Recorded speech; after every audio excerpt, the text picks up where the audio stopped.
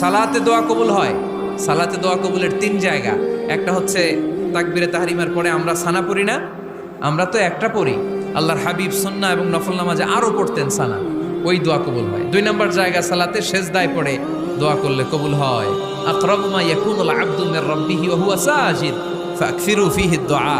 বান্দা যখন সেজদায় লুটিয়ে পড়ে, বান্দা আল্লাহর সবচেয়ে কাছে চলে যায়। কিন্তু বিশ্বনবী বলে, সেজদাটা তোমার রবের কুদরতি পায়ের উপরে পড়েছে। সেজদায় পড়ে দোয়া করেন। সালাম ফিরানোর আগে বিশ্বনবী দোয়া করতেন, লা ইউসাল্লিমান্না আহাদুকুম হাত্তা ইয়াতাআওয়াযা মিন আরবা'a।